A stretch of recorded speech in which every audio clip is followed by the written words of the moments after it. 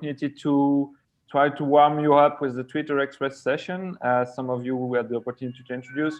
We hoped and we were praying for being in Vienna, physically, beautiful Vienna, with the beautiful support of the Vienna Business Agency that supported us all those months to organize the conference.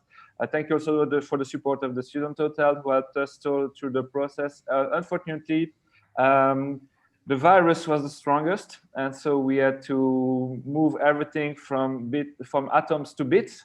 So we are online today. We hope we still have a great conference and great experience. So welcome in this opening session, and the purpose was really to put the limelight out on the Vienna ecosystem, all the regional ecosystem, and this is what we are going to do.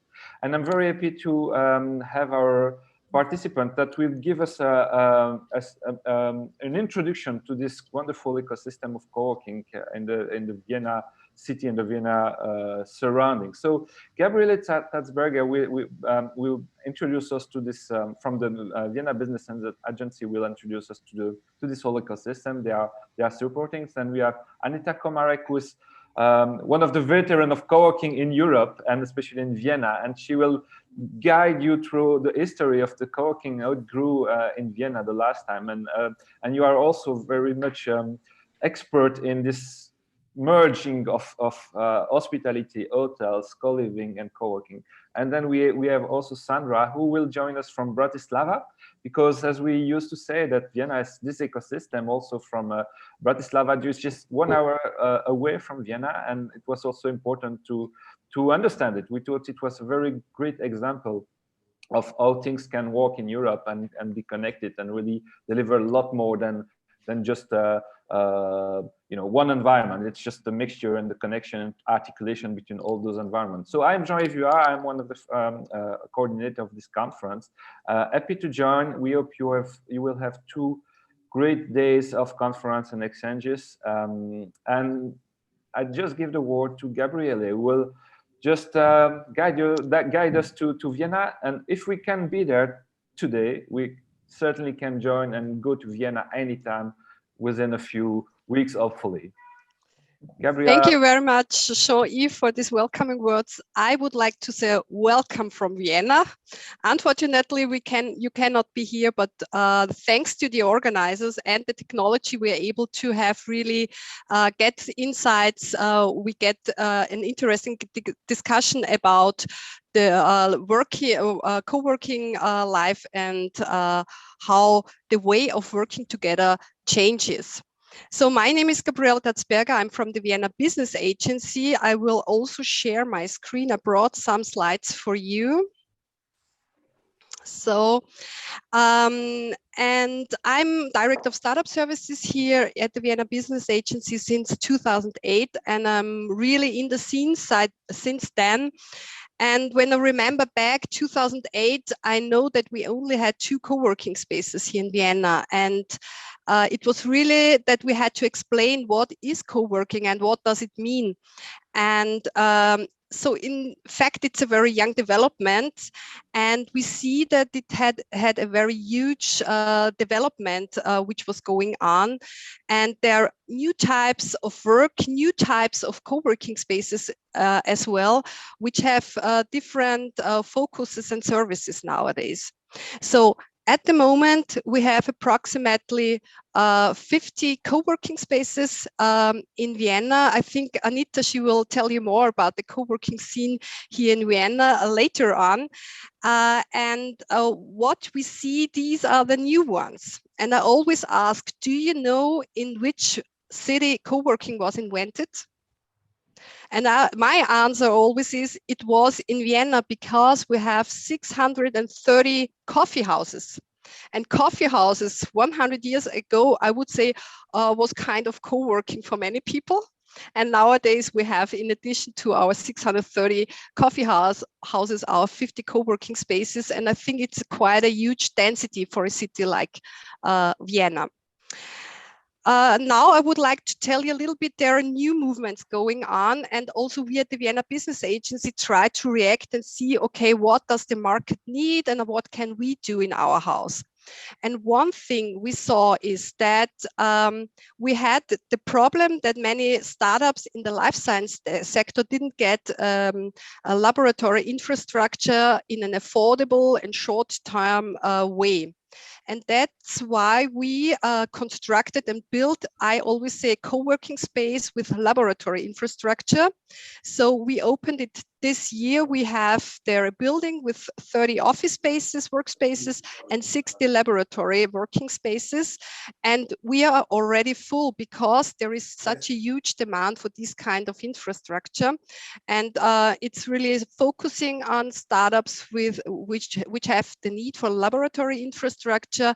And as there is such a huge demand, we are planning already the next project in order to really fulfill this need. So we at the Vienna Business Agency see our role in where we see a market failure, but we think that it is very necessary for the business location to develop further in order to make real estate development also in that field. Another example I would like to mention is the Gewerbehof. We have one of the biggest city development sites in Vienna in the lakeside Aspern. It's a smart city development. And what we would like as the Vienna Business Agency show there is that manufacturing and production in a city is possible near living apartments. And this means that in the construction, this building is currently under construction. We really try to build it in a way that really production and manufacturing and office space is possible nearby living departments. So we really want to have this mix of living and working in a city implemented at the Lakeside Aspern. And we are very motivated to see how this works out and what we learn out of that. So if you're interested to discover Vienna, the co-working spaces, this maybe our projects, I would like to show you, we have some offers for you where you maybe can explore Vienna a little bit better. One is that we offer soft landing programs for international startups. One is our Vienna Startup Package. The application phase is open already now, and it means that we select 20 international startups to come to Vienna, and they stay here for 1 month, and we cover all costs. So this is one thing I would like to share with you. And the other thing is that we have shorter programs. We call Discover Vienna, which have a thematic focus. You see here, it's zero barriers, change makers, culture, smart manufacturing. And we invite here startups in this field for 1 or 2 weeks to come to Vienna. And all these actors are coming to one festival next year. I would like to mention, because maybe at that time we can welcome you personally here on site. So I would love that. It's called Vienna Up, and it's a festival, I would say, from the community for the community. It's international. We at the Vienna Business Agency have the role to curate it, but in the end we have more than 40 program partners that do internationally oriented conferences, hackathons, matchmaking events, workshops, co-working, etc., tours. So it's with the topic of from technology to beyond, from now to future, and from Vienna to global. And it's really for investors, for corporates, for startups, for interested people in the ecosystem.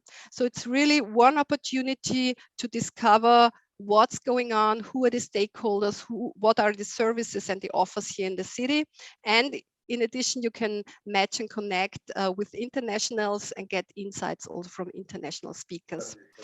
So with that, I would like to close and would like to invite you, because you cannot be here at the moment, to visit our booth, because there you can see a film where you can get some impressions about the tradition of innovation in Vienna. It's quite a smart movie, I would say, and it's also enjoyable. So please come to our booth. And if you have any questions, I'm here, but also Gregor Posch is here from the Vienna Business Agency, who can answer also any questions you have about Vienna, the ecosystem, and the services and offers and the co-working spaces we have here. So thanks a lot, and I wish you a great conference, and thanks again to Schani for this agile and flexible way to organize this conference. Thank you so much, Gabriele. I think I was in Vienna 1 month ago just to, make the last checks and everything. It's a wonderful city. You should go. It's very vibrant. There are a lot of things happening there. So really, I can't recommend more than you visit Vienna, engage with the Vienna Business Agency. And as we said, the booth, there is a virtual booth with all additional information if you wish it, with the video, and where co-working is also really clearly mentioned as one of the advantage of the Vienna ecosystem. And thank you so much. So let's come to Anita, who also was one of the few in the beginning of co-working in Oh, thank you very much, Johnny. It's really kind of you. And I just want to thank you, Gabriele, for the introduction. And I just want to talk more about the co-working scene in Vienna. And first of all, since we are in the hotel business, if you come to Vienna, please come to Hotel Schani, because we are one of the first co-working hotels in Europe. We opened 2015. But since we are in the hotel business, our core business is the hotel business, and co-working was for us a kind of, an add-on, because the lobby in a hotel is usually empty after breakfast. Nothing happens there. It's really boring usually. But our aim was to bring life into these spaces. And one of the ideas was, okay, let's try with the co-working space. So we have a gallery in the lobby where we put desks, and all the equipment we thought people will need it. And we try to make this connection between guests who are in the hotel and co-working co-workers who are locals and coming maybe from Vienna or maybe around the suburbs, because we are at the main train station in Vienna. So there are a lot of people who just come by train and have here their meetings. And the thing is flexibility, which we offered. But first, I just want to go back first to the history of Vienna's co-working scene. And to be honest, I had some help with my very good friend Kata Clemens from Lofis, because we are from the hotel business, and she's for me the one who is from the co-working business. And I had a call with her just to give me her opinion and update. And maybe to start, maybe I'm just gonna show you, we prepared a short video of the co-working scene in Vienna. So the last 10 years, if you look on the last 10 years in Vienna, 2011 it starts, and you see how many co-working spaces we have at this time. So it's not a lot, like you see Sector 5, Co-Space, Impact Hub, Lofis for sure.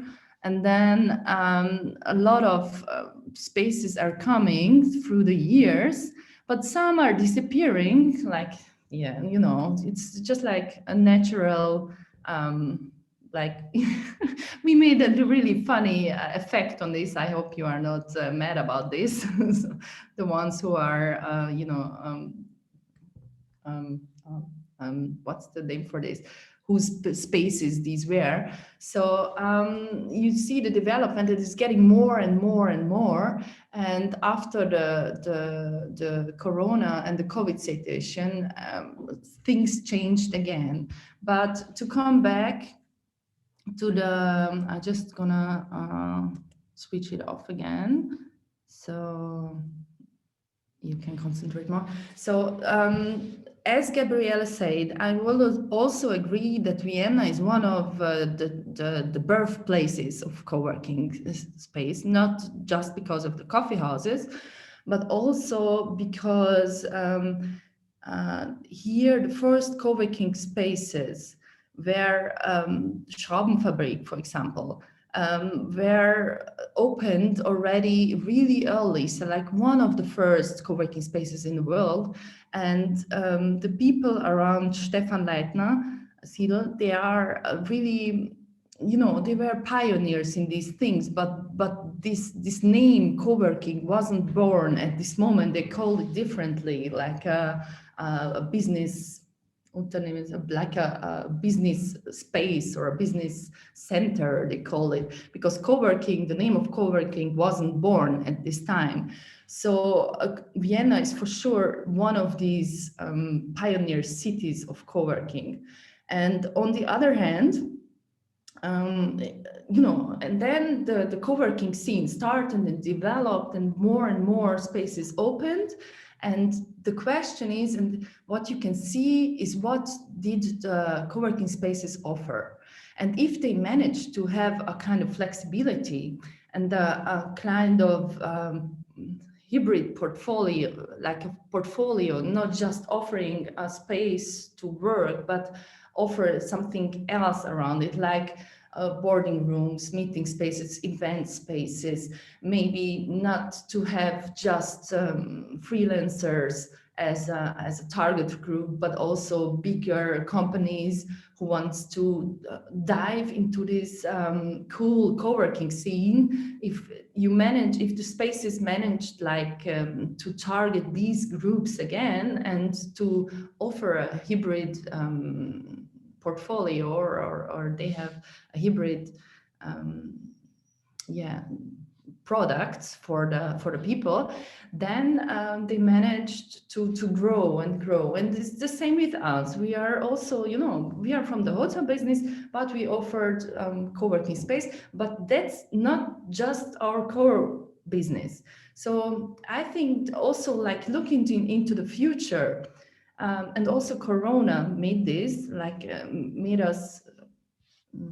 showed us that we have to be flexible. We have to offer, see the needs of the people, and to be able to offer, also for companies, because now the things change. Not just the co-workers are looking for desks or spaces to work, but also big companies who say, okay, it's home office. Yeah, I have a lot of my employees in home office, so I don't need my office anymore. Well, I have to pay monthly a big amount of money. I can say, okay, people, you are in your home office, and maybe 2 to 3 days or whatever, you need your office or your desk or your meeting rooms or whatever. You have the possibility to choose whatever you want from our co-working space. Pick out the chocolate. I would say chocolate, the resins from the cake. So whatever you need, you can put together for you. And if you manage this as a co-working space, I think you are one of the winners of the situation. And what I just want to show you maybe some pictures of our hotel and our co-working space, just that you see what I'm talking about. You can see it behind me as well. So wait, that's me. You see it, I guess. Oh wait, it's my first. To be honest, it's my first presentation or live discussion on Zoom. So please excuse my little faults I'm doing. So these are the co-working. This is our lobby in the co-working space, and on the right side you see the gallery with the desk, and at the end of the gallery we just made a boarding room. I'm just sitting inside at the moment. This is for 8 to 10 people with a huge technology behind me. So it's, there you see the boarding space with this small room you can use, which is separated, and the people really like it. And we think that's the future, to offer hybrid and really tailored products for the customers, not just for us, but I think also for the working spaces in general. Okay, Anita. Wait, Thank you so much again. If you still have something. I try to stop it. Okay. Thank you so much again to Anita. And indeed, you are right to mention Kata. Initially we thought it was from Budapest, but again, this is the whole idea of the original thing. And so now I give the word to Sandra from Coworking Campus. Will tell us a little bit about the next door's environment and see how the connection is made, as well as we mentioned. Sandra, please tell us about the Bratislava ecosystem and the connection. Yeah, sure. First of all, thank you for having me. So now a little brief of the evolution of the co-working spaces here in Bratislava. So it all mainly started a decade ago. When the first co-working space actually opened its doors. And in a short time, it followed with more and more co-working spaces, which also were us, the campus, but we were like the third in the row. But we all felt the need to create the space that will reflect the change in the way we work and like moving forward and creating opportunities for new synergies. And our core, like the main mission from like with all the co-workings back then from 2011 to 2016 was to create a strong community that wants to share and evolve the business and reimagine the future. And we immediately after we opened felt the demand from the market for flexibility and community, and we quickly realized that this will be on the rise because we carefully paid attention of how the work and the product environment is redefining itself with the new workforce. And so new co-workings were opening. Back then, it was a little bit like more niche co-working spaces, which was some of them were like very crypto or for social entrepreneurs and stuff like that. And but it didn't take too long. And of course, the real estate developers recognized these trends and they started to open their own co-working spaces. And the biggest growth started, I think it was 2017. And then it continues until now, because the last one was open this year. And by total, we have 9 co-working spaces in more than 26,000 square meters. And the real estate developers are actually owning approximately 50% of that. And so also the pandemic affects us all, and also the co-working industry. And I think as probably all of us, we also stopped here, and we were thinking like, what is going to happen? Will people need their office? If they will want to come back, how it will look like? Will we have to change? And then the shockwave dropped a little, and I think we just had to stop and realize that actually this just was why co-working spaces was made for, because the way we work and the productive environment accelerated so quickly. So one was happening before that, like on a little growing wave. Now it just went up.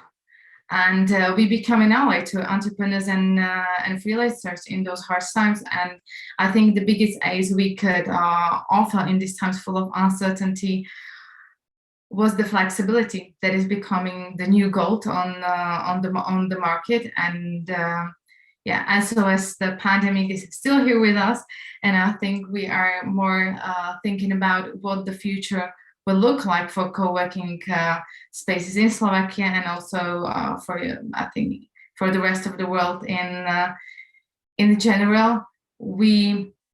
Remote work continuing for like foreseeable future. I think there is an urgent need for the safe, accessible workspace where and when it is needed, and people are super craving the escape from their home office, but at the same time, it doesn't really mean that they are very ready also for the traditional office. And I think this is prompting this sort of a novel option of co-working. And as we recognize the flexibility community and mobility are like essential things for the coworkings of the next generation. And as I mentioned, there are also a lot of the real estate developers on the market for now, but as the demand is rising, I think there's an opportunity for smaller players. And the question is, and the answer is very simple, it's because the larger the company, the slower the change. And I think the smaller providers will have their chance to bring the uniqueness to the table, because they can be very flexible and then can fulfill the specific needs of those clients. And for some of the things that are probably here to stay, and all this pandemic situation brought to us, and that we are already facing, and I think we will have to work with it more and more in the upcoming future, is the flexibility. Like Anita said, there's a huge need for being flexible, and also for an individual approach to the client, because the whole hybrid setup, it's not, for now, or as we see it, it's not one rule applies to all. There are lots of people that really needs their individual approach because for example, for lots of times they are not even sure how and what they need, because they are trying to evolve it. And also we witness— Sorry, Sandra. You are summing up everything we are going to speak about during those 2 days. It's wonderful. We just have to stick to the schedule, but I think it's super great what you mentioned. So all the independent, the diversity of players that are entering the co-working world. Those are hot topics that are going to be addressed during the whole conference. That was just shortly to mention. I was spoken. I wasn't meant what's this big city like more, and also the movement of to the rural areas, and then business and educational support. And exactly. I think for now that's like the main changes we will face in the future, and let's see what the future holds for us. May it be good. It's a great teaser for the coming sessions. Yeah, in 10 seconds, each of you, do you want to say a last word and before saying bye-bye for this session? Gabriele, do you want to say a 10-second word about of conclusion? No, I think there is a huge opportunity with all the challenges we are facing. And as Sandra and Anita told us, we need to be flexible and agile, but I think there is a business opportunity for all co-working owners as well. Awesome. Anita, do you want a word of conclusion for this first introduction session? I just turn on my voice. Yes, I think that these changes we are living now are not just about co-working, but it's going to be in future also about other areas of the society, just like Stefan started with co-learning ideas or co-living ideas, or all these things like sharing. The idea of sharing, I hope it's going to be more and more, and I think that's also going to be the future, like this co-living, co-learning, okay. Co-working, Okay, yeah. Brilliant. Sandra, you have the very last word. I think everything was said, and I was yeah, I think also, as Gabriel said, there's a huge opportunity waiting for all of us, and I think we have great things upon ahead us. Awesome. Ladies, thank you so much for this great introduction panel and this jump into the Viennese and regional ecosystem, because we will remember for long the bombing map of Anita, but at the end there are more players than there were when you met the sum of everything. So thank you so much again. It's just the beginning of the whole conference. Karsten, who is the next session, is in quarantine, so we recorded this session, so you can switch to the new session right now, and then we hope to have the opportunity to share and exchange through the Attendify platform during all those 2 days. Thank you again, and see you in Vienna and Bratislava very soon, hopefully. Bye bye.